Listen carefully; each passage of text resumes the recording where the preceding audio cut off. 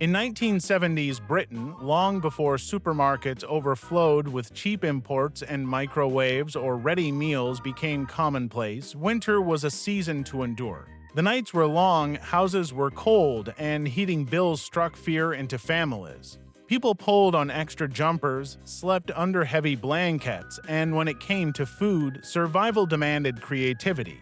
Fast food and exotic fruits were not an option for working-class families who focused on stretching every penny, every potato, and every drop of milk. Stews bubbled for hours, stale bread filled empty stomachs, and meals prioritized warmth over luxury. This journey takes us back to those frosty winters of the 1970s to uncover the meals, tricks, and forgotten foods that kept Britain alive. These are not just recipes, they are stories of resilience, hardship, and how food became the shield that carried families through the bitter cold. The backbone of the British winter diet in the 1970s was the stew, a simple yet vital dish. Cheap cuts of meat, fatty or tough, like mutton, neck of lamb, oxtail, or whatever the butcher offered at the lowest price went into the pot alongside carrots, onions, potatoes, and any leftover seasonal vegetables, creating a meal that could stretch for days. The magic lay not in the ingredients, but in the time, as slow cooking transformed scraps into something tender, flavorful, and nourishing. Families kept the pot bubbling all week, topping it up with water, more vegetables, or bits of meat, with each day making the stew taste richer and keeping the cold at bay. Oxtail soup became legendary for its gelatin-rich, filling, and cheap nature, while Scotch broth, packed with barley and root vegetables, filled stomachs like cement against the winter chill. Even cabbage water, the broth from boiled cabbage, was saved and drunk, as no nutrient could be wasted. For many families, the pot of stew was more than food. It was warmth and a symbol that, no matter how tough times were, something hot would always be waiting at the table. If stew was the main event, bread was its constant companion in 1970s Britain. Thick, hearty loaves from the local baker or baked at home if flour was affordable patted out every meal.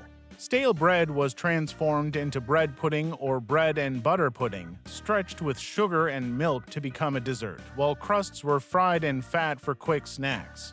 Even breadcrumbs were dried, stored, and used for coating fish or meat, ensuring nothing went to waste. Dripping the fat saved from roasts was spread across bread like butter, a calorie-rich fuel that, though grim-sounding today, kept families going in the biting cold, especially when salted as a working man's breakfast. Other staples included porridge oats, simmered with milk or water to create a cheap, endlessly filling dish, and rice pudding, slow-baked with nutmeg sprinkled on top to stretch a handful of rice into a family dessert.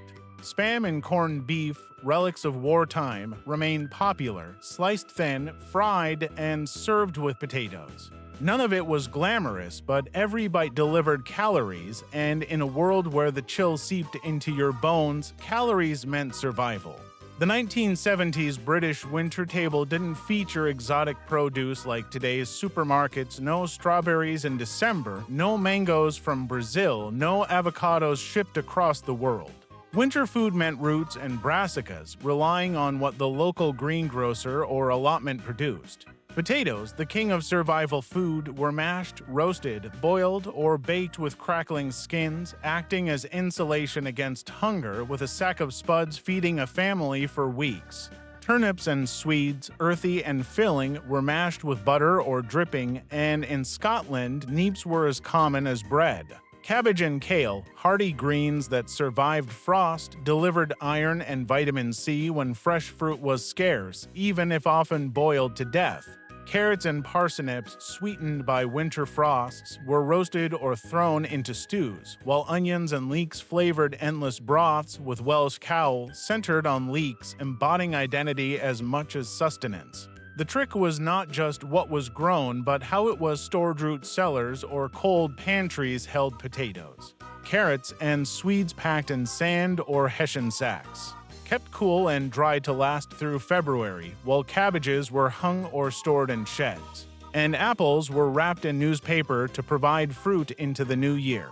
The smell of boiled vegetables, often mocked, was the scent of comfort for many 1970s children. Pickles and preserves, like jars of pickled onions, red cabbage, beetroot and vinegar, or chutneys from green tomatoes or marrow glut, lined pantry shelves. Their sharp flavors cutting through heavy winter meals and keeping vegetables edible long after harvest. Without these humble roots and jars, Britain's 1970s winters would have been far hungrier. Survival in 1970s Britain wasn't just about vegetables. Families craved warmth, protein, and fat, and with money tight, this meant cheap cuts and offal. The butcher's shop was central, its brightly lit windows displaying not prime steak or pork chops but cuts many today would avoid. Liver and onions, fried until tough but packed with iron and vitamins, was hated by children but sworn by parents. Kidneys were slipped into steak and kidney pies, their strong flavor hidden under pastry, while heart stews, slow-cooked to tenderness, fed families for pennies. Tripe boiled cow stomachs served with onions and milk was eaten because it was cheap and filling, if not loved. Even bones were not wasted, with butchers selling marrow-rich soup bones, roasted or boiled for hours to make stock that became the foundation of stews, gravies, and broths, stretching scraps into full meals. Cheap sausages and pies, like rissoles, faggots, and sausage rolls, were bulked out with breadcrumbs and oats but carried protein, calories, and the comfort of meat flavor. In mining towns and industrial cities, faggots and peas rich, fatty meatballs made from pork offal, baked in gravy with mushy peas were a staple winter meal, pure working-class survival food. For Sunday dinner, even families unable to afford a roast found ways to stretch a small chicken into soup, pies, and sandwiches using every part skin crisped, bones boiled, fat rendered. It wasn't luxury or glamorous, but these cuts and scraps were survival itself for British families in the 1970s. Cold nights in 1970s Britain were fought not only with stews and meat, but also with sweet comfort humble puddings made from scraps, cheap ingredients, and kitchen magic, which for many children were the highlight of winter evenings. Bread and butter pudding used stale bread layered with margarine or butter, sprinkled with sugar soaked in milk and eggs, and baked until golden, turning a poor man's dessert into something rich that filled stomachs and warmed souls. Jam roly-poly, made from suet pastry rolled with jam and steamed or baked, was heavy, sticky, and sweet, perfect for a freezing night, especially with custard poured over it, transforming it into pure childhood joy. Treacle sponge, a steamed pudding drenched in golden syrup, stretched a little flour, sugar, and syrup into a feast, while rice pudding, slow-baked until it formed a chewy brown skin, turned milk, rice, and sugar into a shareable family dish. Simple treats like golden syrup drizzled on white bread became a dessert in its own right. An apple crumble, made with cheap cooking apples bulked with oats and flour and topped with sugar, was hearty, sharp, and sweet. Homemade toffee, boiled on the stove until it hardened and cracked, stuck to children's teeth, while custard the lifeblood of winter puddings made from birds' powdered mix and hot milk, turned scraps into comfort and cheap puddings into celebration. For many families, these sweets weren't just food, they were survival of the spirit, a way to smile, feel warmth, and believe winter wasn't just about hardship.